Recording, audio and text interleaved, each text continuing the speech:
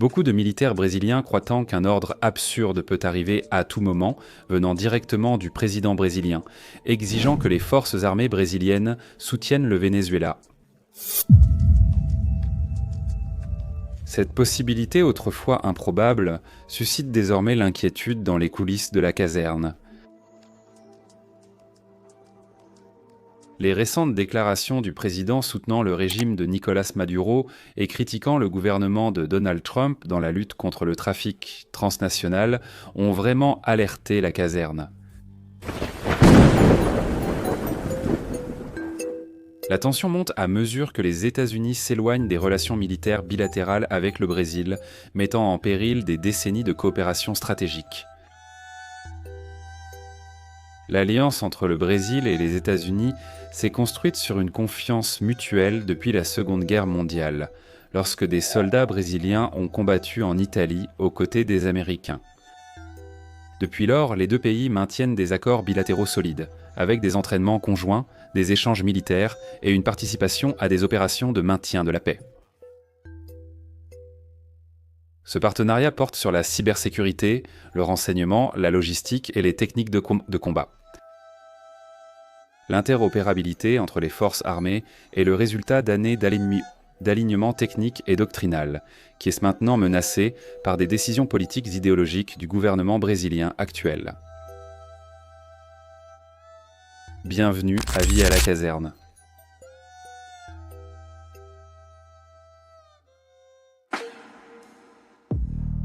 Le rapprochement du gouvernement brésilien avec des régimes autoritaires comme ceux de Nicolás Maduro au Venezuela et Ali Khamenei en Iran marque un tournant préoccupant en politique étrangère. Ce changement va à l'encontre des directives adoptées par le gouvernement Trump, qui s'est toujours opposé aux dictatures et a défendu la liberté. Le Brésil, qui a historiquement recherché l'équilibre diplomatique, semble désormais choisir des camps qui méprisent les droits de l'homme et la démocratie. Cette position a créé un malaise chez les militaires de la marine, de l'armée de terre et de l'armée de l'air, qui craignent une rupture avec des alliés stratégiques, et l'affaiblissement de la position du Brésil à l'international. La suspension des exercices CORE et de l'opération Formosa prévue en 2025 a fortement impacté la préparation des troupes brésiliennes. Ces entraînements avec les États-Unis sont essentiels pour maintenir la haute capacité opérationnelle des forces armées. Annuler ces activités représente non seulement une perte technique, mais aussi un signe d'éloignement diplomatique. Les officiers et les soldats ont exigé des commandements une réponse ferme face à la politisation des relations internationales, craignant que cette rupture avec les États-Unis ne devienne durable et compromette la préparation des troupes ainsi que la sécurité nationale.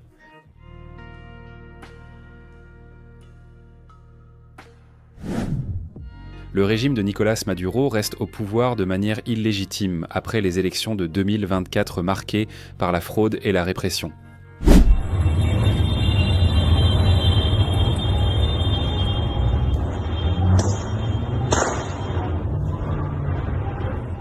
Le processus électoral a été marqué par des enlèvements, arrestations arbitraires et disparitions d'opposants.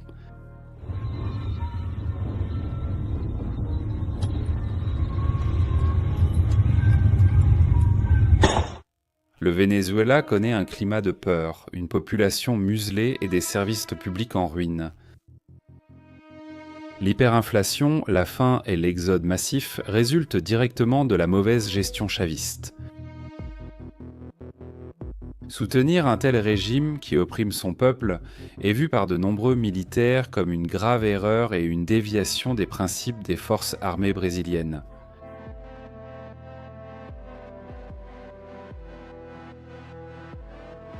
Le commandant de la marine, Marcos Sampaio Olsen, a été l'un des seuls à garder une position institutionnelle claire.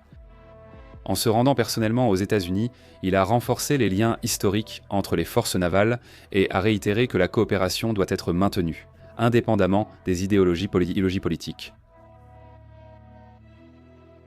Lors de réunions avec le commandement Sud et des officiers américains, Olsen a clairement indiqué que l'amitié entre les deux nations doit être solide et durable. Son attitude a été vue comme un signe de respect pour la tradition militaire et la stabilité régionale.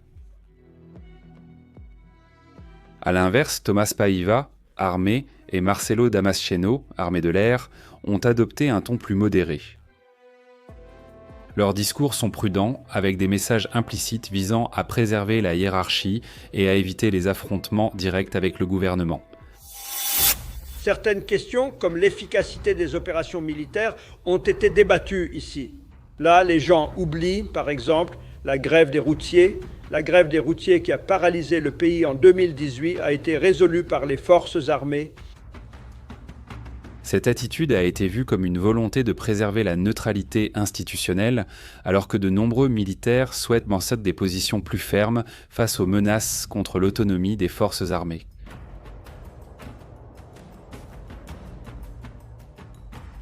Un silence prolongé peut sembler être de la connivence, ce qui inquiète les défenseurs de l'intégrité des institutions militaires. L'influence des États-Unis au sein des forces armées brésiliennes est historique et bien établie.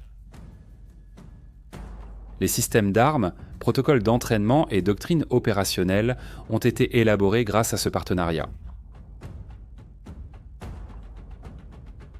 Affaiblir ce lien pour des raisons idéologiques est considéré comme une erreur stratégique.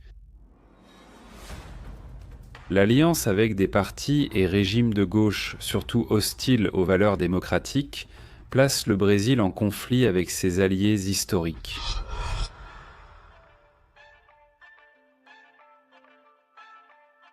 La crédibilité internationale du pays est en jeu et l'armée en est consciente. La constitution brésilienne considère les forces armées comme des institutions d'État, pas de gouvernement. Elles existent pour protéger le peuple brésilien contre les menaces internes et externes, promouvoir la paix et défendre les valeurs démocratiques.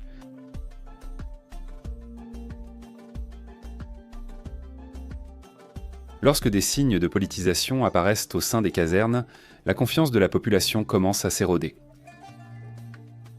La neutralité institutionnelle est essentielle pour garantir la stabilité du pays et tout écart à ce principe représente un risque réel pour la démocratie.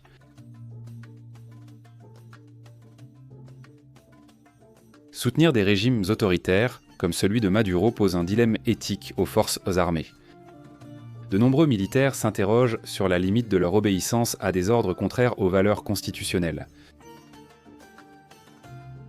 Le malaise grandit et la tension entre les casernes et le palais du Planalto est déjà perceptible. Donald Trump a déjà dit qu'il refusera le maintien de Maduro au pouvoir. Pour lui, le régime chaviste menace la liberté en Amérique latine. Si le président brésilien soutient Maduro, le Brésil pourrait s'opposer directement aux États-Unis. Cette possibilité suscite des doutes sur la réaction des forces armées brésiliennes lors d'un conflit diplomatique majeur. La possibilité d'un engagement militaire aux côtés d'un régime autoritaire remet en question les principes constitutionnels des institutions de défense qui doivent servir l'État et la démocratie et non des intérêts politiques. Momentanés.